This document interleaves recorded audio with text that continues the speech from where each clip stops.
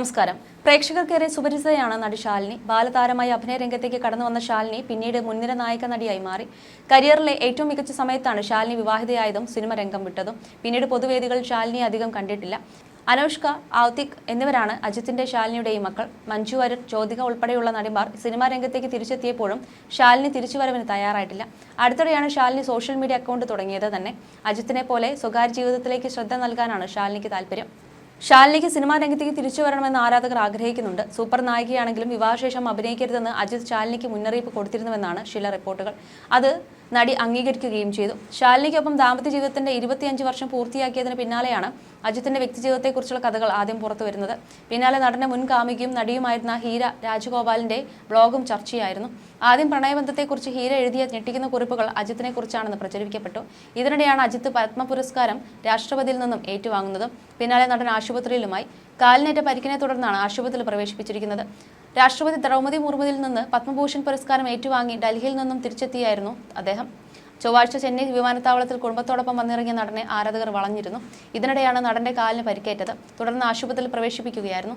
Physiotherapy ചികിത്സ നടക്കുകയും ചെയ്തു. അങ്ങനെ ഒരു വശത്ത് സന്തോഷങ്ങൾ നിറയുന്നതിനൊപ്പം മറുവശത്ത് വിമർശനങ്ങളും പരിഹാസങ്ങളുമായിരുന്നു അജിത്തിന് നേരിടേണ്ടി വരുന്നത്.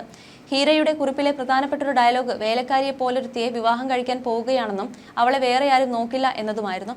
ഇത് നടി ശാലിനിയെ ഉദ്ദേശിച്ചാണെന്നും വ്യാഖ്യാനിക്കപ്പെട്ടു. എന്നാൽ അജിത്തിന് ഭാര്യയായി ശാലിനി എത്രത്തോളം പ്രിയങ്കരിയാണെന്നും അവരുടെ ദാമ്പത്യ ജീവിതം എത്ര സന്തുഷ്ടമാണെന്നും തെളിയിക്കുന്ന ഒരു വീഡിയോ ആണ് ഇപ്പോൾ സോഷ്യൽ മീഡിയയിൽ വൈറലായി മാറിയിരിക്കുന്നത്.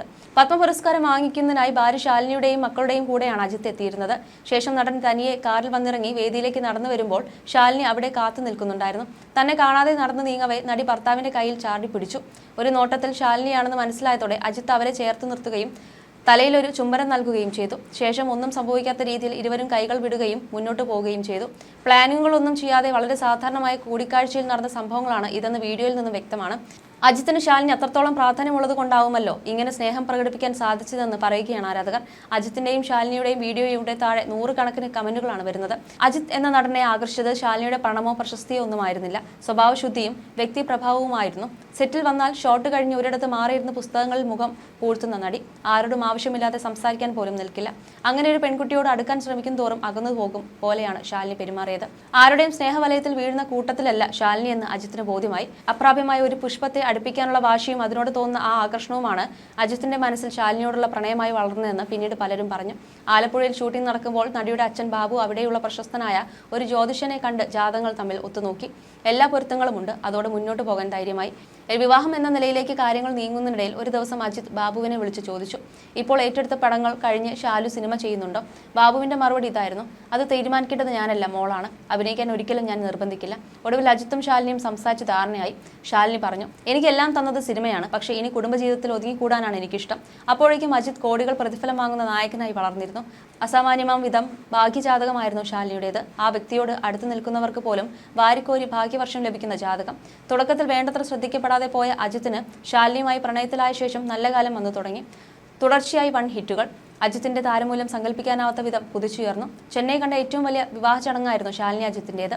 ജയലളിത, കരുണാനിധി, ശിവാജി, രജനി, കമൽ, വിജയ് തുടങ്ങിയ പ്രമുഖരെല്ലാം തന്നെ സംബന്ധിച്ചു. ടാജ് കണ്ണിമാറയിൽ 3 ദിവസം നീണ്ടുനിന്ന റിസപ്ഷൻ ആയിരുന്നു. അജിത്തിന്റെ സ്നേഹവും കരുതലുമാണ് ഇതര സിനിമാ ദാമ്പത്യങ്ങളിൽ നിന്ന് വിഭിന്നമായ അദ്ദേഹത്തിന്റെ കുടുംബജീവിതം ഭദ്രമായി നിലനിർത്തുന്നത്. പരസ്പരം ഒന്നും അടിച്ചേൽപ്പിക്കുന്ന ദാമ്പത്യങ്ങളല്ല അവർ. ശാലിനിക്ക് താല്പര്യമെങ്കിൽ അവർ അഭിനയം തുടരുന്നതിലും അജിത്ത് എതിരല്ല.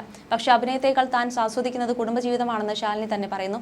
ബാഡ്മിന്റൺ കളിയിൽ സ്റ്റേറ്റ് ലെവൽ ചാമ്പ്യനായിരുന്നു ശാലിനിയുടെ. അത്തരം താല്പര്യങ്ങൾക്കൊന്നും അജിത്ത് എതിര് നിൽക്കാറില്ല. ശാലിനി ഇപ്പോഴും അതിലെല്ലാം സജീവമാണ്. അനുഷ്ക, ഔതിക് എങ്ങനെ 2 കുട്ടികളാണ് ഈ ദമ്പതികൾക്ക്. മക്കളുടെ വെക്കേഷൻ സമയത്ത് അജിത്ത് സിനിമകളിൽ അഭിനയിക്കാറില്ല. ആ സമയത്ത് തനിക്കും വെക്കേഷനാണെന്നാണ് അദ്ദേഹം പറയുന്നത്. എത്ര തിരക്കുള്ളപ്പോഴും ഓരോ മാസവും നിശ്ചിത ദിവസങ്ങൾ അദ്ദേഹം കുടുംബത്തിനായി മാറ്റിവെക്കാറുണ്ട്. അതനുസരിച്ച് ഷൂട്ടിംഗ് ഷെഡ്യൂൾ പ്ലാൻ ചെയ്യും. സിനിമയിൽ അപൂർവമായി ഈ സന്തോഷ ദാമ്പത്യത്തിന് പിന്നിൽ പ്രത്യേക രഹസ്യങ്ങളൊന്നുമില്ല. പരസ്പരം മാനിക്കുന്ന 2 വ്യക്തികൾ. ആരും ആരെയും നിയന്ത്രിക്കാൻ ശ്രമിക്കാതെ സ്വാതന്ത്ര്യം നൽകുന്നു. പൊളിറ്റിക്കലി കറക്റ്റ് ആവാൻ വേണ്ടി പറയുന്നതല്ല. എല്ലാവർക്കും അറിയാവുന്നതുപോലെ ശാലിനി ഒരുപാട് ആരാധകരുള്ള നടിയായിരുന്നു. അതിപ്രശസ്തിയായിരുന്നു. എന്നിട്ടും അവൾ കരിയറിൽ ഒരു ബാക്ക് സീറ്റ് എടുത്തു. എൻ്റെ എല്ലാ തീരുമാനങ്ങൾക്കും ഒപ്പം നിന്നു. ജീവിതത്തിൽ ഞാനെടുത്ത തീരുമാനങ്ങൾ തെറ്റിപ്പോയ സന്ദർഭങ്ങൾ ഉണ്ടായിട്ടുണ്ട്. പക്ഷെ അപ്പോഴും അവൾ എനിക്കൊപ്പം നിന്നു. ഞാൻ ജീവിതത്തിൽ നേടിയ എല്ലാ നേട്ടങ്ങളിലും അവൾക്ക് വലിയ പങ്കുണ്ടെന്നാണ് അജിത്ത് പറഞ്ഞിരുന്നത്. നേരത്തെ റേസിംഗ് പരിശീലനത്തിനിടെ അജിത്തിന്റെ വാഹനം അപകടത്തിൽപ്പെട്ടുവെന്നുള്ള വാർത്തകളും പുറത്തു വന്നിരുന്നു. ഹൈസ്പീഡ് പരിശീലന സെക്ഷനിലാണ് അപകടമുണ്ടായത്. അജിത്ത് ഓടിച്ചിരുന്ന വാഹനം ഭാഗികമായി തകർന്നു. പോർച്ചുഗലിലെ എസ്റ്റോറിൽ നടക്കുന്ന പ്രധാന മോട്ടോർ സ്പോർട്സ് ഇവന്റിൽ റേസിംഗിന് വേണ്ടിയുള്ള തയ്യാറെടുപ്പിലായിരുന്നു താരം. അപകടത്തിൽ നിന്ന് അത്ഭുതകരമായാണ് അജിത്ത് രക്ഷപ്പെട്ടതെന്ന് ദേശീയ മാധ്യമങ്ങൾ റിപ്പോർട്ട് ചെയ്യുന്നു.